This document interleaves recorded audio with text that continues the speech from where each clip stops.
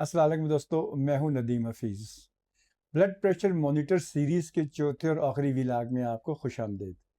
اس سے پہلے ویلاگز میں نے آپ کو بلڈ پریشر کی اہمیت، مختلف اقسام اور in detail digital blood pressure monitor سے آپ کو بلڈ پریشر لینے کا طریقہ بتایا تھا۔ آج میں آپ سے کچھ ایسی باتیں کروں گا جو لوگ مجھ سے پوچھتے تھے، ایسے سوالات اور غلط فہمیاں جو میرے during my this business time لوگ مجھ سے پوچھتے رہتے تھے، تو وہ میں سوچ رہا ہوں کہ میں آج آپ سے ان باتوں کو شیئر کروں۔ سب سے پہلے لوگ مجھ سے پوچھتے تھے کہ جی اگر میں بالکل ٹھیک ہوں تو پھر بھی مجھے بلڈ پریشر چیک کرنا چاہیے؟ جی ہاں، اگر آپ بالکل ٹھیک بھی ہیں ایون دین آپ کو بلڈ پریشر مانیٹر کرنا ضروری ہے، بیکاز میں نے پہلے بھی 2-3 دفعہ آپ کو یہ بات کہہ چکا ہوں کہ یہ ایک سائلنٹ ڈیزیز ہوتی ہے، یہ سائلنٹ کلر ہے، یہ ہو جاتا ہے لیکن یہ کوئی obviously نظر نہیں آتا، تو اس لیے اگر آپ اس کو مانیٹر کرتے رہیں گے تو یہ آپ کے لیے بہتر ہے۔ پھر لوگ مجھ سے پوچھتے ہیں کہ جی کیا یہ صرف ایلڈرلی لوگوں کو ہوتا ہے یا بزرگوں کو ہوتا ہے؟ ایسی بات نہیں ہے۔ آج کل تو آپ کو پتہ ہے ذہنی دباؤ اور غیر معیاری خوراک، آرام دہ لائف سٹائل، جسمانی سرگرمیوں کا فقدان، سو اس لیے یہ خالی ایلڈرلی لوگوں کے لیے نہیں ہے، یہ جوان لوگوں کو بھی بلڈ پریشر ہو جاتا ہے، اس لیے اس کا چیک کرنا ضروری ہے۔ پھر مجھ سے لوگ پوچھتے ہیں جی کہ جو ہم نے گھر میں بلڈ پریشر مانیٹر رکھا ہوا ہے جو اپنا بلڈ پریشر چیک کرتے ہیں، وہ ٹھیک ہوتا ہے یا ہمیں کلینک ہی جانا چاہیے؟ تو میں نے آپ کو بتایا کہ کلینک میں آپ جا کے نہ صرف اپنا ٹائم ویسٹ کریں گے بلکہ پیسے کا بھی ضیاع ہے، اور کچھ لوگوں کو تو کلینک میں جا کے ویسے ہی ان کا بلڈ پریشر زیادہ ہو جاتا ہے۔ تو اٹ از بیٹر کہ آپ اپنے گھر میں رکھیں اور وہ گھر والا بالکل ٹھیک ہوتا ہے۔ اس کا صرف یہ ہوتا ہے کہ آپ نے اس کو اگر مانیٹر کرنا ہے تو اس کا جس طرح میں نے پہلے طریقہ بتایا آپ کو کہ آپ 1 ہفتے کی ریڈنگ لیں اور پھر وہ 1 ہفتے کی ریڈنگ جو ہے وہ آپ نے ڈاکٹر کو دکھانی ہے۔ نیکسٹ اسی سلسلے میں کہ لوگ پوچھتے ہیں کہ جی کب ہمیں یہ چیک کرنا چاہیے بلڈ پریشر کب اس کو مانیٹر کرنا چاہیے؟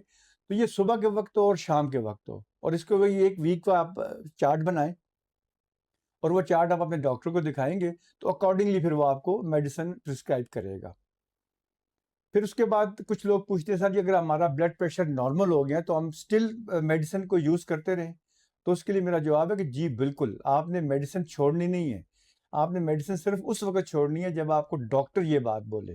Otherwise it is always said کہ اگر بلڈ پریشر کی میڈیسن چل پڑی ہے اور اگر نارمل بھی ہو جائے بلڈ پریشر آپ کا تو آپ اس کو کنٹینیو رکھتے ہیں، لیکن اگر آپ ڈاکٹر سے مشورہ کریں اور وہ آپ سے کہے کہ آپ چھوڑ دیں تو then you can leave it.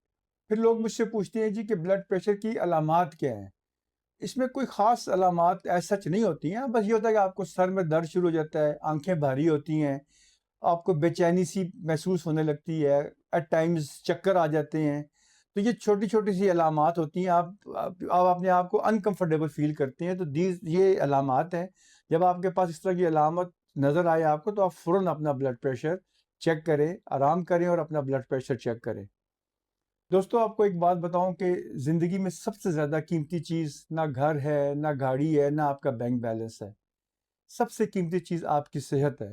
اگر خدا نہ خواستہ آپ کی صحت نہ رہی تو باقی سب چیزیں بے معنی ہو جائیں گی۔ اس لیے آپ اپنی صحت کا بہت خیال رکھیں، بہت دھیان دیں صحت کے اوپر، اور جو میں نے آپ کو چھوٹی چھوٹی پریکاشنز اور جو چیزیں بتائی ہیں آپ اس کے اوپر ضرور عمل کریں۔ ویسے آپ نے آخری دفعہ اپنا بلڈ پریشر کب میئر کیا تھا؟ اگر آپ کو یاد نہیں ہے تو اٹ مینس کہ آپ آج ہی اپنا بلڈ پریشر چیک ضرور کریں۔ بی پی کو نظر انداز کرنا تو بہت آسان ہے، لیکن اس کے نتائج کو نظر انداز کرنا جو ہے وہ بہت مشکل ہو جاتا ہے۔ آخر میں آپ کا شکریہ ادا کروں کہ آپ نے میری چاروں سیریز دیکھی، سنی، مجھے اپریشیٹ کیا۔ آئی ایم سو گریٹفل، اور میرا مقصد صرف ایک آگاہی پھیلانا تھا۔ بی پی یا صحت سے متعلق کوئی بھی مسئلہ آپ کو درپیش ہو تو آپ خود علاج مت کیجیے گا، ہمیشہ ڈاکٹر سے رجوع کریں اور ڈاکٹر ہی آپ کو ایک بہتر مشورہ دے سکتا ہے۔ آپ اپنی صحت کا بہت خیال رکھیں۔